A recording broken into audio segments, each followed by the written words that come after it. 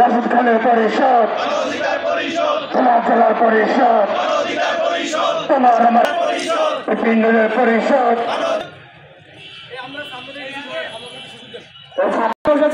কিন্তু আমাদের প্রত্যাশিত সে আশা তারা পূর্ণ করতে ব্যর্থ হয়েছে। এখন আওয়ামী লীগের দোসররা তৎপরতা চালাচ্ছে, দেশ নিয়ে ষড়যন্ত্র করছে।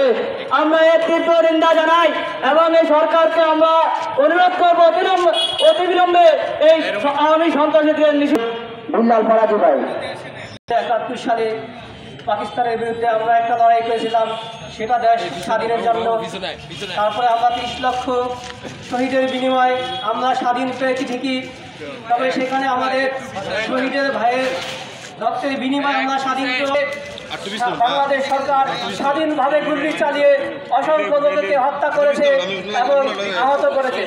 শুধু তাই নয়, আপনারা জানেন যে আমাদের আগুনে পুড়িয়ে বারবার পর্যন্ত করেছে। দুঃখের আমাদের এই যে আন্দোলন সংগ্রাম একদিনে হয় নাই, বিগত দিনে আপনারা জানেন আমাদের যখন আমরা ভোট দিতে যাইনি, আমাদের ভোট হয়ে গেছে, যখন আমাদের মৃত ব্যক্তিরাও কেন্দ্রে গেছে, অথচ আপনারা দেখছেন যে কেন্দ্রে কুকুর ছাড়া কিছুই ছিল না, অথচ 100% ভোট সম্পূর্ণ।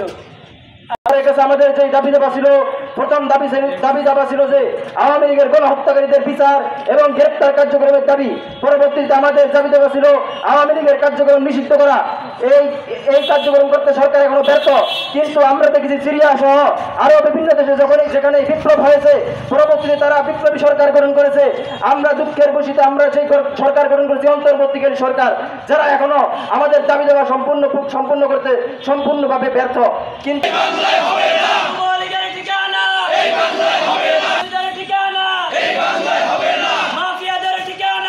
সিরিয়ার বাদ পার্টি নিষিদ্ধ হয়েছে গণহত্যার দায়ে।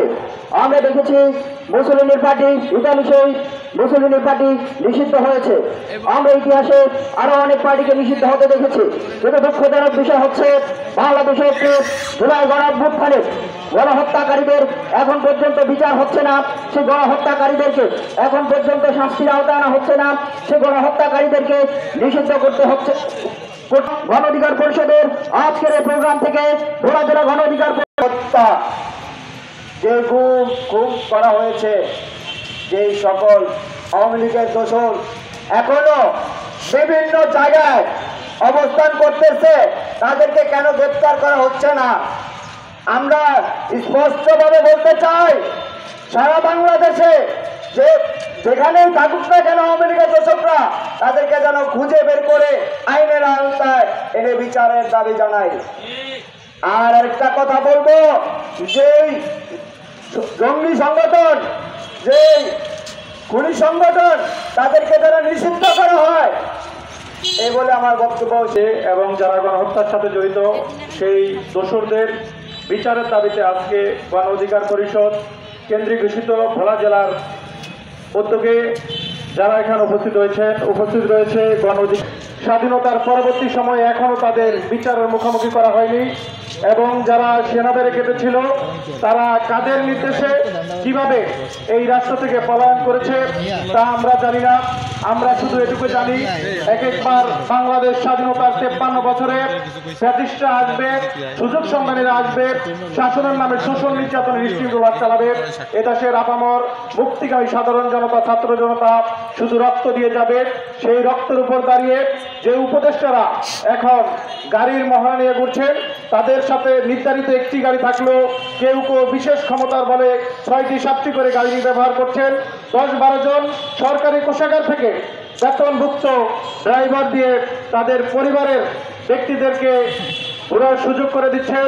আপনাদেরকে স্পষ্টভাবে বলতে চাই, গণ অধিকার পরিষদের ব্যানার থেকে যে জনতা রক্ত দিয়েছে, আপনারা যে জন আকাঙ্ক্ষার স্পিরিটের উপর দাঁড়িয়ে বাংলাদেশ শাসন করতে এসেছেন, পরিবর্তন করতে এসেছেন, শাসনের নামে শোষণের হাতিয়ার যে সংবিধান, সেই সংবিধানকে ছুঁড়ে ফেলে জনগণের আকাঙ্ক্ষা বাস্তবায়ন করার জন্য জনগণের ম্যান্ডেট নিয়ে, জনগণের মতামত নিয়ে নতুন সংবিধান রচিত করুন।